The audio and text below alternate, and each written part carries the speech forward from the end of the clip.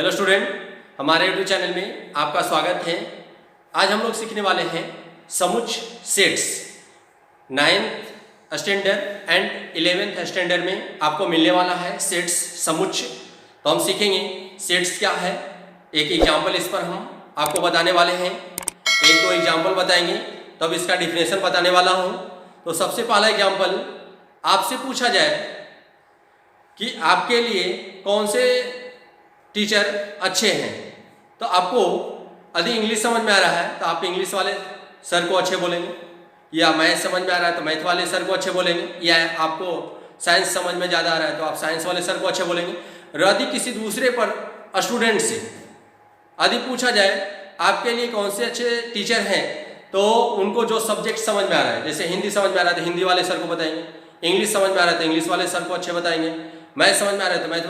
तो यहाँ पर क्या हो रहा है, जो रिजल्ट मिल रहा है, जो डिफाइन कर रहे हैं वो क्या रहे, अलग अलग डिफाइन हो रहा है। अरे तीसरे बच्चे से पूछ दिया जाए तो उनका भी रिजल्ट क्या होगा, अलग अलग होगा, अलग अलग होगा। मैं सेकेंड एग्जाम्पल लेता हूँ। मान लिया आपसे पूछा जाए कि सप्ताह के दिनों का नाम बताएं, तो आप क्या बताएंगे, Monday, Tuesday, Wednesday, Thursday, Friday, Saturday, Sunday. और किसी दूसरे स्टूडेंट से भी पूछा जाए तो वो भी क्या बताएगा, Sunday, Monday, Tuesday, Wednesday, Thursday, Friday, Saturday, Sunday.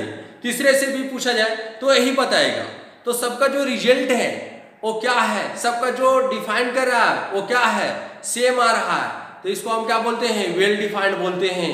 इसको क्या बोलते हैं, वेल डिफाइंड। यदि हम एक और एग्जाम्पल लेता हूं, आपसे पूछा जाए 9th क्लास में पढ़ रहे हो या 11th में पढ़ रहे हो, 9th क्लास में गया और किसी स्टूडेंट से पूछा कि 9th क्लास में कितने स्टूडेंट है, नंबर ऑफ स्टूडेंट। तो टोटल किसी एक स्टूडेंट से पूछा जाए तो टोटल स्टूडेंट का नंबर बताएगा कितने स्टूडेंट है। मान लिया जितना रहेगा 65 रहेगा तो 65, 70 रहेगा तो 70। यदि दूसरे स्टूडेंट से मैं पूछा कि अब बताओ, तुम बताओ टोटल आपकी क्लास में कितने स्टूडेंट है, तो जितना रहेगा 65 रहेगा या 70 रहेगा, तो सेम रिजल्ट आने वाला है। जो फर्स्ट बताए वो सेकंड बताएगा। और थर्ड को, अब थर्ड स्टूडेंट को, किसी तीसरे को मैं खड़ा करके पूछता हूँ कि अब आप बताओ कि कितना नंबर ऑफ स्टूडेंट है, तो वो भी कितना बताएगा, जितना रहेगा।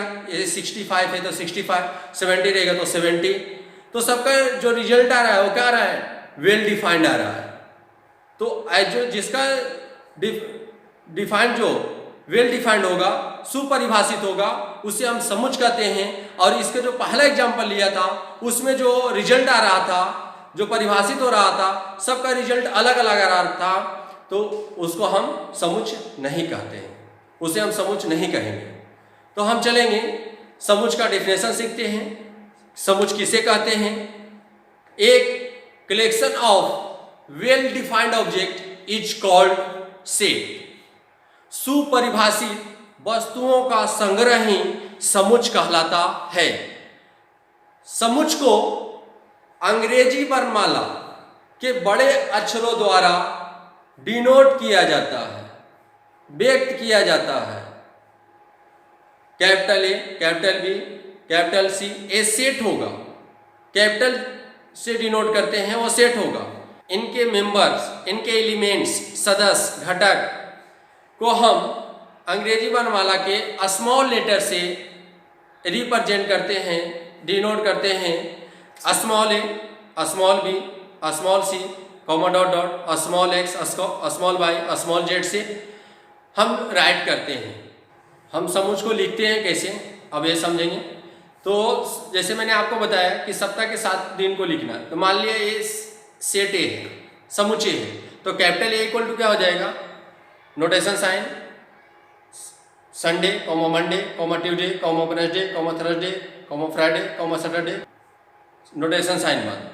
जैसे मैं आपसे बोला प्राकृत संख्याओं का समुच्च, तो प्राकृत संख्याओं का समुच्च नेचुरल नंबर का सेट बोलना है, तो सेट इसको मान लो, सेट लेट कर लो, set of B. Set of B equal to क्या हो जाएगा, नेचुरल नंबर आप पता है 1 2 3, तो 1, 2, 3, डॉट डॉट डॉट। इस तरह से हम समुच्च को लिखते हैं। इस पार्ट में हम लोग सिर्फ सेट का इंट्रोडक्शन सीखें, सेट से परिचय आपको करवाएं।